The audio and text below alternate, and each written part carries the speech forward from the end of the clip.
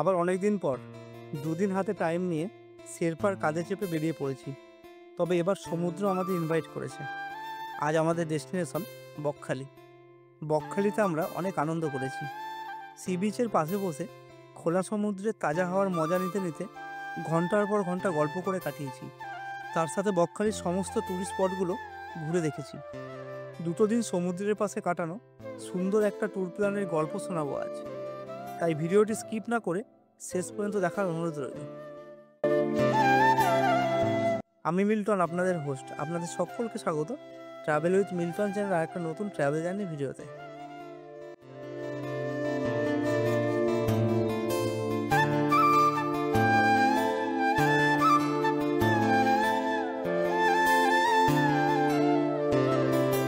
Good morning guys, travel with Milton channel আর একটা নতুন ভিডিওতে সবাইকে স্বাগত।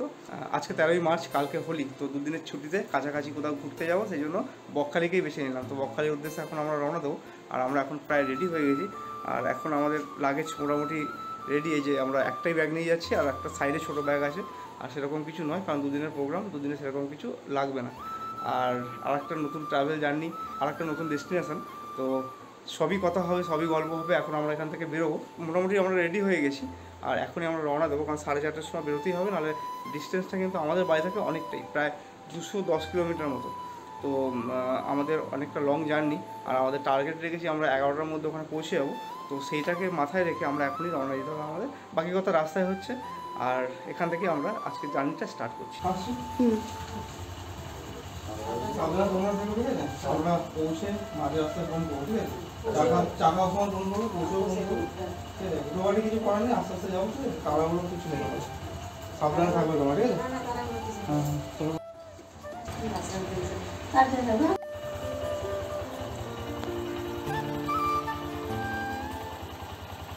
বাবা মার আশীর্বাদ নিয়ে, লোকনাথ বাবার নাম নিয়ে আমার এই ট্রিপে আমি রওনা দিলাম।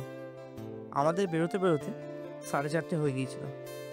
এখন আমরা সোজা যাবো STKK বা কালনা কাটোয়া রোড ধরে মগরা। তার আগে আমার শেরপার তৃষ্ণা মেটাতে আমার বাড়ির কাছেই ইন্ডিয়ান অয়েলের পেট্রোল পাম্পে একবার যাব। আজ আমি যাওয়ার সময় পেট্রোল এই জন্যই ভরলাম, কারণ আমি একটা আইডিয়া করতে পারবো আমার এই ট্রিপে টোটাল ক টাকার পেট্রোল লাগলো। আমি এখন 750 টাকার পেট্রোল ভরাই, আশা করি এটা সাফিসিয়েন্ট। আর এর পরবর্তীকালে যদি আমি আবার পেট্রোল ভরাই, সেই ইনফরমেশন আপনাদের আমি দিয়ে দেবো আপনাদের সুবিধার্থে। কারণ আপনারা যদি কোনো সময় যান, তাহলে একটা আইডিয়া করতে পারবেন যে ক টাকার পেট্রোল লাগলো এই ডিস্টেন্সটা কভার করতে। এবার আমরা সোজা যাব মগরা, কারণ ওখানে দাদা বৌদি অপেক্ষা করছে। আজ আমরা কিন্তু দুজনে যাচ্ছি না, তার সাথে যাচ্ছে রিয়ার মেজদা, মানে রাজুদা আর বৌদি। ওরা ওখানে অপেক্ষা করছে। আমার এখান থেকে মগরা যেতে সময় লাগবে প্রায় 45 থেকে 50 মিনিট। আমি সেই মতোই ওদের বলে রেখেছি যে আমি মাঝ রাস্তায় গিয়ে তাদের ফোন করে নেবো, তারা তখন বেরোবে। কারণ ওরা খন্নান থেকে যাচ্ছে, খন্নান থেকে মগরা পৌঁছতে ওই মিনিট 20 মতো লাগবে। সে মতো আমি মাঝ রাস্তায় গিয়ে ফোন করে নিয়েছিলাম, আর তারা তখনই বেরিয়ে পড়েছিল। এবার আমি প্রায় মগরার কাছাকাছি চলে এসেছি। ছিল না, এটা বছর 1.5-2 হবে এটা উদ্বোধন হয়েছে। তবে এটা হওয়ার পরে কিন্তু দিল্লি রোডের সাথে এই আমাদের কাটোয়া, মানে কালনা কাটোয়া রোড যেটা STKK যেটা আছে, এটার সাথে বেশ কানেকশনটা খুব সুন্দর হয়েছে। আর এটা দেখতেও খুব অসাধারণ। এটি হচ্ছে মগরা কল্যাণী ফ্লাইওভার, মগরা থেকে কল্যাণী যাওয়ার জন্য, আর এদিক থেকে STKK কালনা কাটোয়া রোড ধরার জন্য। আর দিল্লি রোডের সাথে কানেকশন এই ফ্লাইওভার হওয়ার পর খুব ইজি হয়ে গেছে। আর এই ফ্লাইওভারটা বছর 2 আগে উদ্বোধন হয়েছে। আমি যখন লকডাউনে এখান থেকে ডিউটি যেতাম, তখন এই ফ্লাইওভারের কাজ চলছিল, আর তখন এর যাতায়াতের রাস্তা ছিল নিচে থেকে। এই ফ্লাইওভারের নিচ থেকে বর্ধমানে মেন লাইন গেছে। আমরা এই ফ্লাইওভার পার করেই একবার মেজদাদের ফোন করে নেবো, কারণ আমাদের মিট আপ এখানেই করার কথা। দাদা ওখানে দাঁড়িয়ে আছে, রাজুদা ফোন করেছিল অনেকক্ষণ আগে, তখন আমি টিভিতে ছিলাম। আর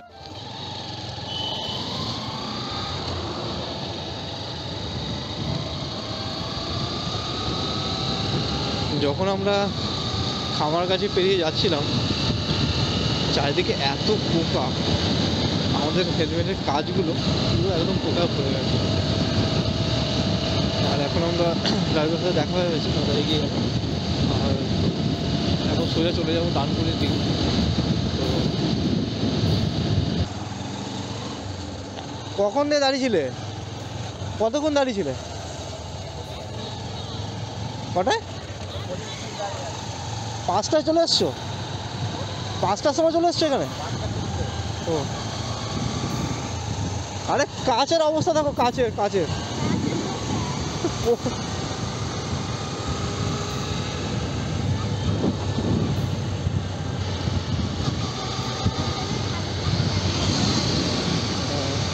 ঠান্ডা তোমার ভালোই আছে ঠান্ডা। আমি প্রথমে ভাবলাম জ্যাকেট নিয়ে আসলে ভালো হতো।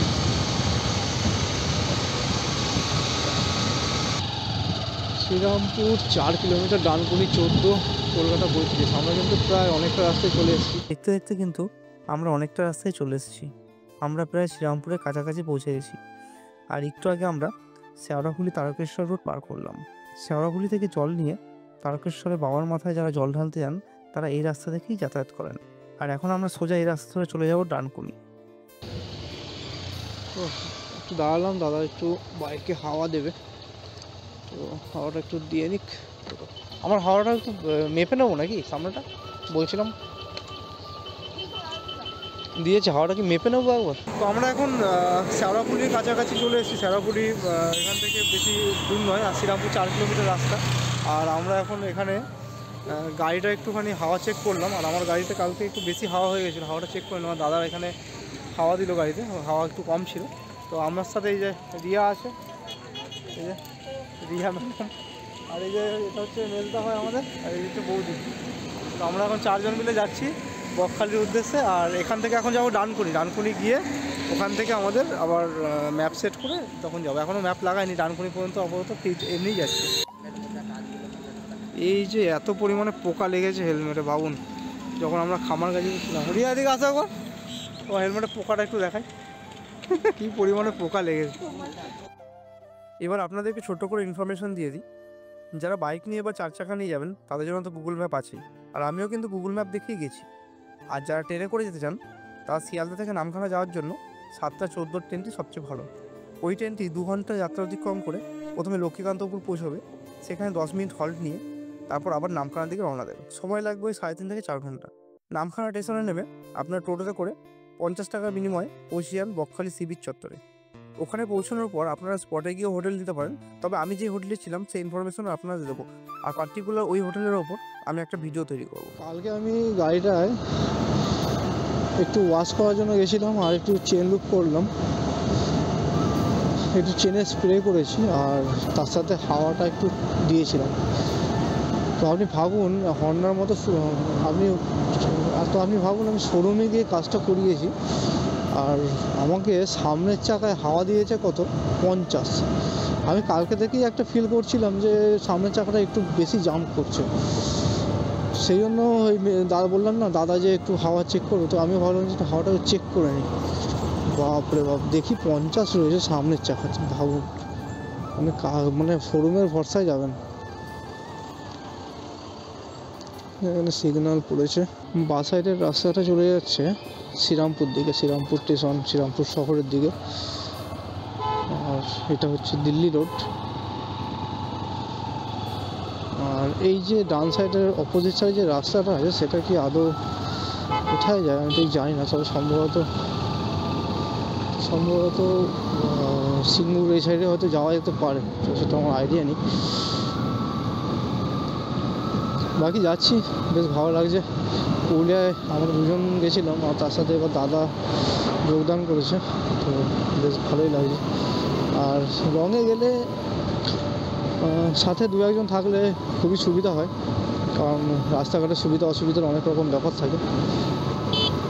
তো যখনই আপনি কোথাও যাবেন, সবই তো অচেনা লোক, অচেনা জায়গা, এতটা বাইক রাইড করে যাওয়া, অনেক কিছু সমস্যার সম্মুখীন হতে হয়। তো সেগুলো কেউ পাশে থাকলে একটু মনে জোরও থাকে আর ভালোই লাগে।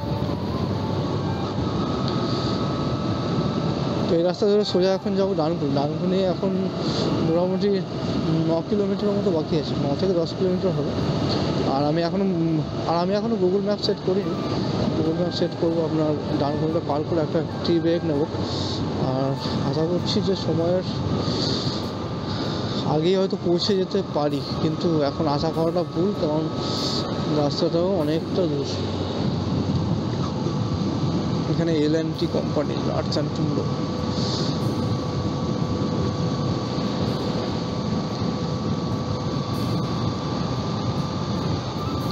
এই রোডের আশেপাশে অনেক কিন্তু বড় বড় কারখানা আছে।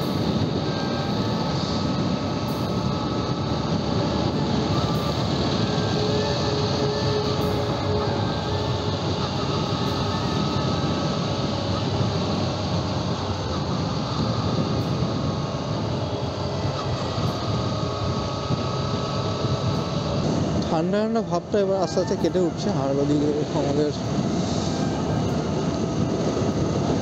সানরাইজ প্রায় হয়ে এসছে, আর এবং রাস্তা দিয়ে যাচ্ছে, সানরাইজটা বেশ ভালোই উপভোগ করছি, ভালো লাগে।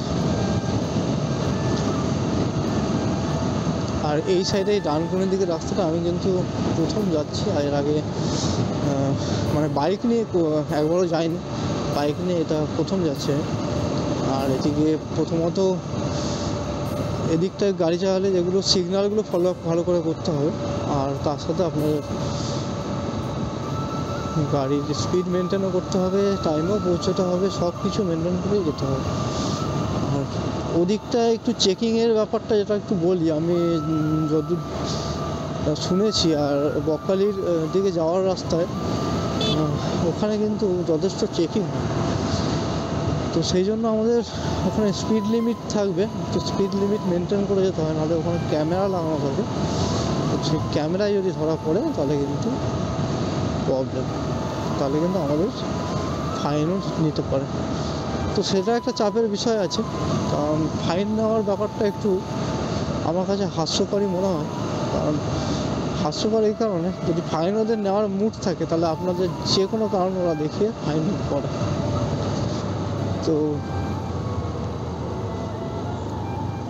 আপাতত এই রাস্তা ধরে এগোচ্ছি ডানকুনির দিকে। এবার কিন্তু আমরা কলকাতা শহরের কাছাকাছি পৌঁছে গেছি, আর আমরা ডানকুনির কাছাকাছি এসে আমরা কিন্তু ম্যাপটা সেট করে নিয়েছিলাম। আর এবার সে মতোই আমাদের ম্যাপ যেদিক যেদিক নিয়ে যাবে আমরা সেদিক যাবো, কারণ এই রাস্তায় আমি কোনোদিন আগে আসিনি, আর সেহেতু আমার কাছে পুরোটাই আননোন।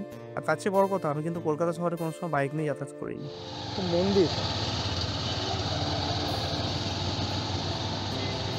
সুন্দর একটা মন্দির এদিকে।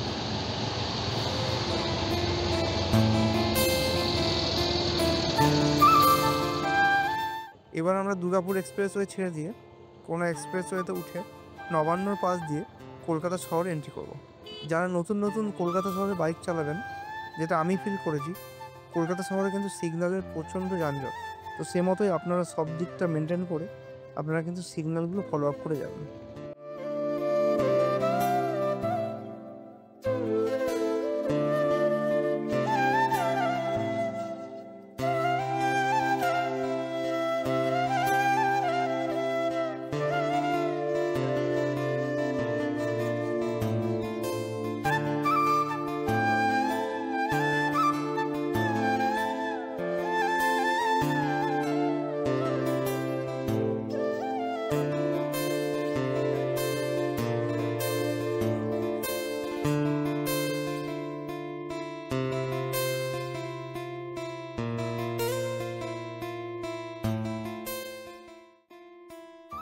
আমরা কিন্তু এবার কলকাতা শহরের কাছাকাছি পৌঁছে গেছি, আর আমার পাশেই রয়েছে পশ্চিমবঙ্গ সরকার হেড অফিস নবান্ন।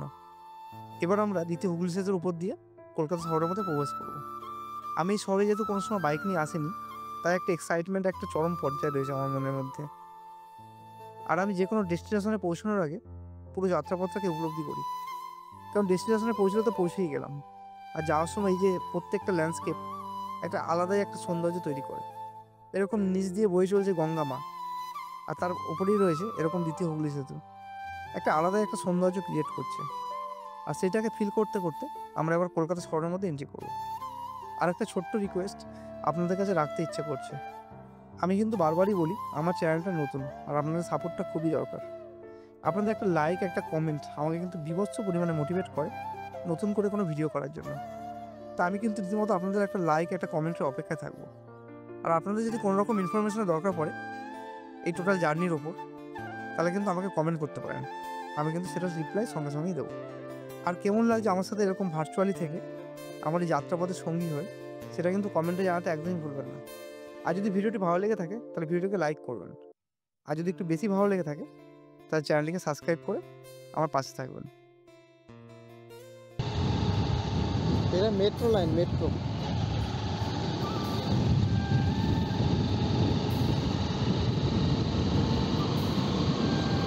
গুগল ম্যাপে দেখাচ্ছে এখনও 114 কিলোমিটার রাস্তা বাকি, আর 3 ঘন্টা 34 মিনিট এখনও লাগবে দেখাচ্ছে।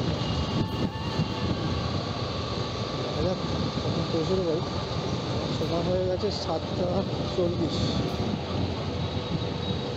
তো এখন আমরা শহরের কোলাহল থেকে খানিকটা বেরিয়ে একটু গ্যাঞ্জাম মুক্ত হয়েছি, আর ওখানে পরপর সিগন্যাল ছিল, সিগন্যাল পার করে এখন আমরা আছি ডায়মন্ড হারবার রোড। কিন্তু এখানে এসে একটা জিনিস যা শুরুতেই দেখতে পাচ্ছি, বাসগুলো যা রাত যাচ্ছে এখান থেকে, মানে একটার পর একটা একজনকে ওভারটেক করছে। অন্য যে আমরা যে সাইড দিয়ে যাচ্ছি এই সাইড দিয়ে যাওয়ার জন্য এক চুল জায়গা ফাঁকা দিচ্ছে না, দেখেই হতভম্ব হয়ে গেলাম। এই রাস্তাটা অনেকটাই আমাদের এইভাবে যেতে হবে, আরও সতর্ক হয়ে যেতে হবে, কারণ এইভাবে যদি বাসগুলো আসে খুব ডেঞ্জার বিষয়। তুমি যদি ঠিক করেও যাও তাহলে কিন্তু ওরা যা কায়দায় আসছে মোটামুটি একটা বিপদ ঘটিয়ে দেবে যখন যাবে। তো খুব সাবধানে এবার আমাদের যেতে হবে। তো এখন একটা টি ব্রেক নিতে হবে, কারণ আমরা একটুখানি হালকা দাঁড়িয়েছিলাম, আর সামনে এক জায়গায় দাঁড়াবো যেখানে একটু চা খেতে হবে। সকাল থেকে কিছু খাওয়াই হয়নি, এখন আমরা অনেকটা রাস্তা এইভাবে আসছি, আর এখনও প্রায় দেখাচ্ছে 103 কিলোমিটার বাকি, যেটা 3 ঘন্টা 11 মিনিট টাইম লাগবে। তো আপাতত এই রাস্তা দিয়ে এগোই, আর মাঝখানে একটা টি ব্রেক নেবো, তো সেখানে গিয়ে কথা হচ্ছে। ডায়মন্ড হারবারের এই রোডটা প্রায় আধ ঘন্টা থেকে এরকমই একটা জামের মধ্যে থেকে আমরা আটকে আছি। রাস্তাটা বড্ড জাম, আর দেখি কতক্ষণে জাম থেকে বেরোতে পারি। আর এখানে দু সাইড থেকেই গাড়ির জাম, মানে এক সাইড থেকে হলে হয়, আর বাকি এখন একটুখানি ফাঁকা আছে, বাকি ওদিকটা আমি এগোতেই পারছিলাম, গাড়িটা আটকে আছে। তো আমরা এখন আছি উচ্ছি রোডে। এই রোড থেকে এখনও দেখাচ্ছে 85 কিলোমিটার, আর সময় লাগবে প্রায় 2 ঘন্টার উপরে। তো রাস্তাটা বেশ ভালো, আর ওই শহরের গ্যাঞ্জাম কেটে এই রাস্তায় ঢোকার পরে বেশ ভালো লাগছে, বেশ ঠান্ডা ঠান্ডা হাওয়াও পাচ্ছি, আর ওখানটা একটু গরমও লাগছিলো। আর এই রাস্তাটা সত্যি একটা গ্রাম্য পরিবেশ, চারিদিকে গ্রিনারি আছে, আর সিনিক বিউটিটাও অসাধারণ। আর এখানে কিন্তু এই রাস্তাটায় আরেকটা যেটা ইনফরমেশন দেওয়াটা খুব দরকার, এই রাস্তাটায় কিন্তু স্পিডটা মেনটেন করা খুব একটা কঠিন বিষয়। এই কারণে এই রাস্তাটা এতটাই ভালো রাস্তা, আপনি কিন্তু স্বাভাবিকভাবে স্পিড উঠে 50-60, কিন্তু এখানে কিন্তু 40, কোথাও 50 এরকম স্পিড লিমিট করা আছে। তবে সেটা যদি আপনি না দেখে একইভাবে টেনে যান তাহলে কিন্তু এখানে পুলিশ হবে, আর এখানে পুলিশের কাছে ক্যামেরা থাকে যেটা স্পিড ডিটেক্ট করে, তো ওটার থেকে কিন্তু ফাইন দিতে পারে। এই জন্য আমিও দেখে নিলাম, আর দাদাকেও বলে দিলাম, দাদা আমার সামনেই আছে, যে এরকম স্পিডটা মেনটেন করে চলো, দরকার নেই দরকার হলে আধ ঘন্টা লেট হোক, অসুবিধা নেই, আমরা যেটা 11টা টার্গেট রেখেছি আমরা ওই টাইমের মধ্যেই আশা করি পৌঁছে যাবো। তো একটু হালকা করে খিদে পেয়েছে বড্ড, কিন্তু আমরা সেরকম কোনো দোকান দিকে পেলাম না, গ্যাঞ্জাম ছিল, ভিড় ছিল, ওই জন্য আমরা একটু দাঁড়াইনি। আর ওদিকটা ওই জন্য পার করে এলাম, এদিকটা একটু সেরকম দোকান পাই নিশ্চয়ই দাঁড়াবো দিকটা। আশেপাশের গ্রাম্য পরিবেশ দেখে এরকম ফাঁকা রাস্তা দিয়ে আস্তে আস্তে যাচ্ছি, বেশ অসাধারণ লাগে। আর মাঝখানে একটু গ্যাঞ্জাম ছিল, সেটা পেরিয়ে এখন এখানে যাচ্ছি। তো যেতে যেতে আবার কথা হচ্ছে যে এখানে স্পিড লিমিট 40 করা আছে স্পিড লিমিট, তো এটাকে মেনটেন করে যেতে হবে। তো এবার আমরা চলে এসেছি কাকদ্বীপ রোডের এখানটায়। তো এখানে আসার পর একটা দোকানে দাঁড়ালাম, কারণ প্রচণ্ড খিদে পেয়েছিল, আর এখানটায় দাঁড়িয়ে এবার হালকা করে টিফিন করে নেবো। আর যেতে যেতে ছেঁড়া পরোটা পেয়ে গেছি, যেটা পেটাই পরোটা বলে, তো পেটাই পরোটা খাবো, আর এখান থেকে তারপর সোজা দেবো। আর এই যে এখানে যে রোডটা আপনারা দেখতে পাচ্ছেন, এই রোডটা চলে যাচ্ছে, এটা হচ্ছে কাকদ্বীপ রোড, এটাই চলে যাচ্ছে বকখালির দিকে। তো এই রোড ধরে সোজা যাবো। আর এখন আপাতত হালকা করে টিফিনটা করে নিই, প্রচণ্ড খিদে পেয়েছে, সে সকালে বেরিয়েছে, আর এখন সে খাচ্ছি। আর দোকানটা বেশ ভালো, হিন্দু হোটেল আছে, আর এখানে দেখাই আপনাদের দোকানটা।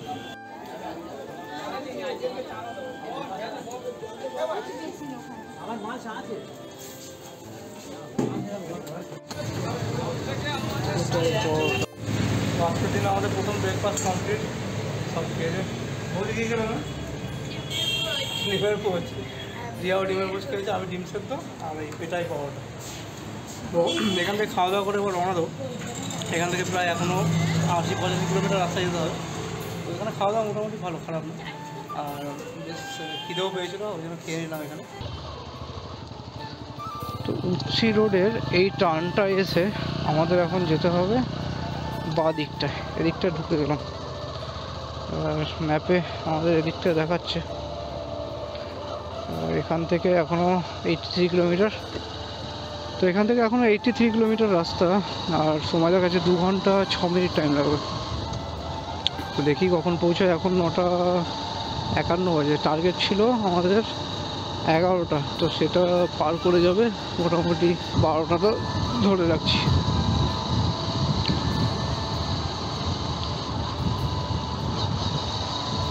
কলকাতা শহর থেকে যখন আপনারা আসবেন ওই রাস্তাটা পার করার পর উচ্ছির কাছাকাছি এসে, আর যখন আপনারা উচ্ছি পার করে, এটা উচ্ছিরই মধ্যে পড়ছে, তো এটা উচ্ছি দিয়ে যখন আপনি যাবেন তখন এই চারিদিকে গ্রিন আইটা তো আগে থেকেই চালু হয়েছে, আর এখানে যত এগোচ্ছে তত গ্রিন আইটা বাড়ছে, আর সিনিক বিউটিটা অসাধারণ লাগছে। আর এই জায়গাটা বেশ একটা হাওয়াটাও একটা চেঞ্জ আছে, হাওয়াটার মধ্যে একটা পরিবর্তন আছে। আর এখানে যেহেতু আগেই বলছেন স্পিড লিমিটটা আমাকে মেনলি মাথায় রাখতে হবে, কারণ এখানে পুলিশ চেকিং কিন্তু প্রচুর পরিমাণে আছে। তো বাকি এখানে পুলিশরা এত পরিমাণে এখানে কেন থাকে সেটা আমার ঠিক জানা নেই, তবে আমার যেটা আইডিয়া, যেহেতু সমুদ্র তট এলাকা ওই জন্য হয়তো এখানে পুলিশ চেকিংটা একটু বেশি। তো প্রত্যেকটা জায়গায় কিন্তু এখানে স্পিড লিমিটটা মেনশন করা আছে।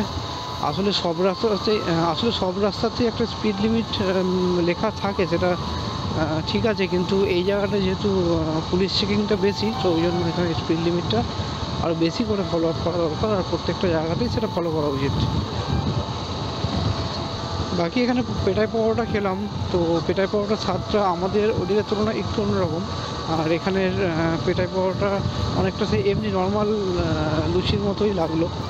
আর পেটাই পাওয়াটা আপনার আমাদের ওদিকে একটু অন্য টাইপের হয়, তো সেটা খেতেও বেশি ভালো হয়। এটাও খারাপ নয়, বাকি আমাদের ওদিকেরটা বেস্ট। এখান থেকে কাকদ্বীপ দেখাচ্ছে 42 কিলোমিটার, আমাদের কাকদ্বীপ হয়েই আমাদের যেতে হবে। এখনও 81 কিলোমিটার বাকি রাস্তার কন্ডিশন এদিকে এতটাই ভালো যে আপনার আস্তে আস্তে চালাতে হবে, প্রায় সময় ভুলেই যাবেন যে আপনাদের এই স্পিডের কথা, তো সেটা একটা অসুবিধা হবে। আর বাকি তো কাগজপত্র সব ঠিকঠাক থাকলে আশা করি সমস্যা না হওয়ারই কথা। আর হেলমেটটা খুবই দরকার, হেলমেটটা নিজের সেফটির হিসেবে আগে দরকার, পুলিশ ধরা পরের কথা, কিন্তু হেলমেটটা কোথায় বেরোলে নিজের সেফটিটা আগে, তাই না? চারিদিকে বেশ খোলা আকাশ, খুব ভালো লাগে।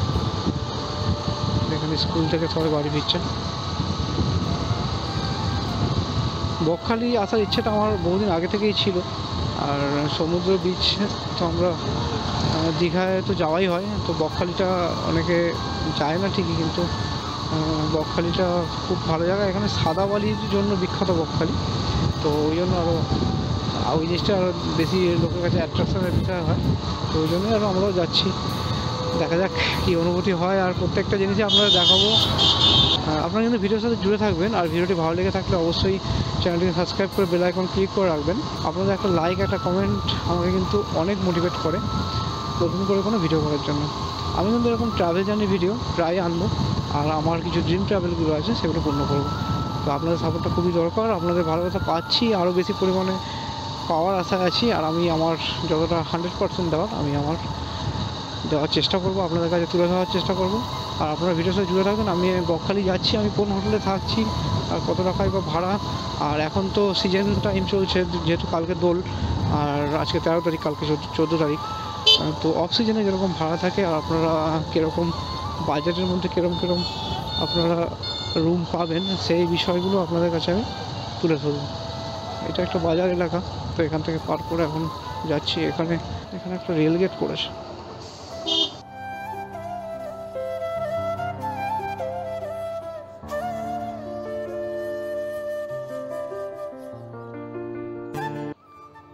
আমরা নেত্রা স্টেশনের পাশ দিয়ে যাচ্ছি। এখানে বেশ জঞ্জাট আছে, যেহেতু এটা বাজার এলাকা। নেত্রা এটা কোন দিকে লাইনে পড়ে আমার ঠিক এই লাইনটায় আমি ট্রেনে করে কোনোদিন আসিনি। আর আপনারা কেউ যদি লোকাল থেকে এই ভিডিওটি কেউ দেখে থাকেন, তাহলে কমেন্টে অবশ্যই জানাতে ভুলবেন না। আর আমার ডিস্টেন্সটা তো প্রায় অনেকটাই, যেহেতু আমরা থাকি কালনায়, তো কালনা থেকে এখানে ডিস্টেন্স প্রায় 205-10 কিলোমিটার হবে। আপাতত ঠিকঠাকই এখন প্রোগ্রাম আমাদের চলছে, ঠাকুরের ইচ্ছায়, লোকনাথ বাবার কৃপায়, মা দুর্গার আশীর্বাদে। তো এখনও পর্যন্ত আমাদের প্রোগ্রাম ঠিকঠাকই চলছে, কোনো রকম কোনো প্রবলেম এখনও পর্যন্ত হয়নি। আর ঠাকুরের ইচ্ছায় প্রোগ্রামটা ঠিকঠাক হোক, মা বাবার আশীর্বাদে আমরা ঠিকঠাক করে প্রোগ্রামটা করে যাতে ফিরতে পারি।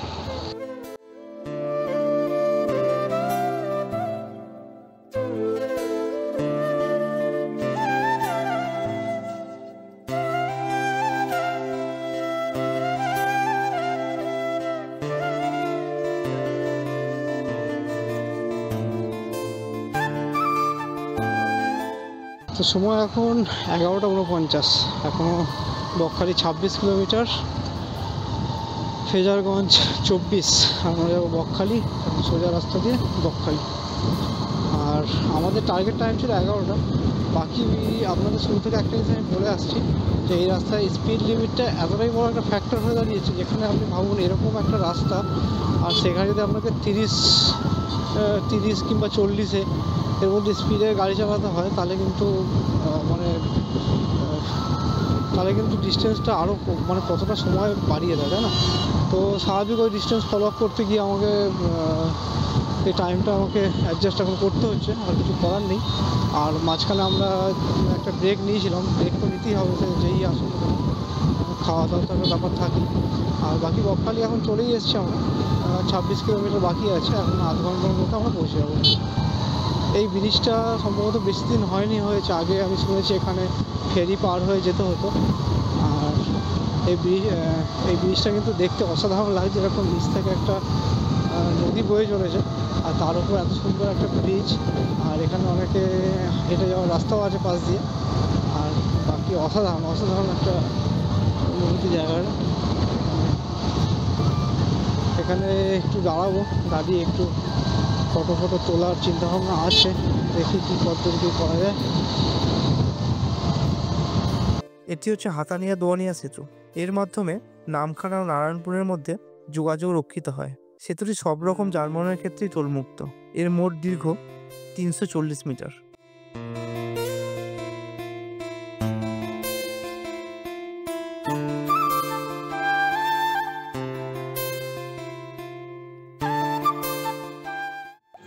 তো যেতে যেতে আখের রস না পেয়ে আমরা এখন দাঁড়িয়েছি একটু দই খাবো বলে। খালি পেটে দই খেতে হবে এখন, আর প্রচণ্ড গরম আর শরীর ডিহাইড্রেট হচ্ছে। তো দই খাওয়ার জন্য একটু দাঁড়ালাম। দই খাওয়ানোর জন্য একটা মিষ্টির দোকান পেয়েছি, রাজ সবাই রয়েছে ওখানে। আর বাইকগুলো একটু ছাওয়ায় দাঁড় করালাম। তো এই যে সবাই রয়েছে এখানে,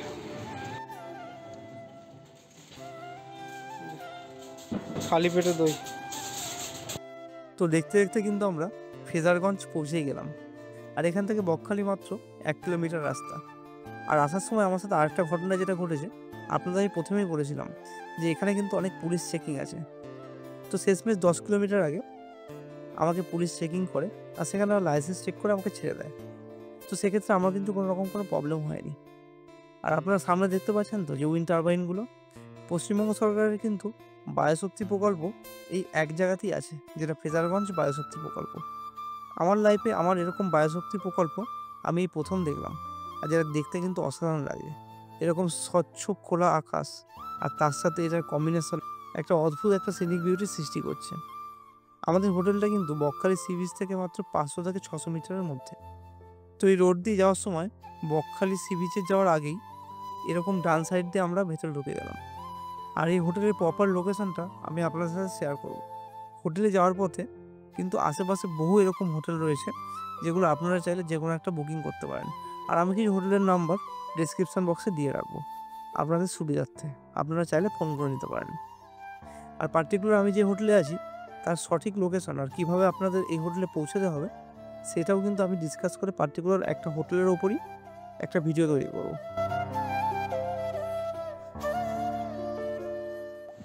তো এতদূর জার্নি করে ফাইনালি আমরা এখন রুমে পৌঁছে গেছি।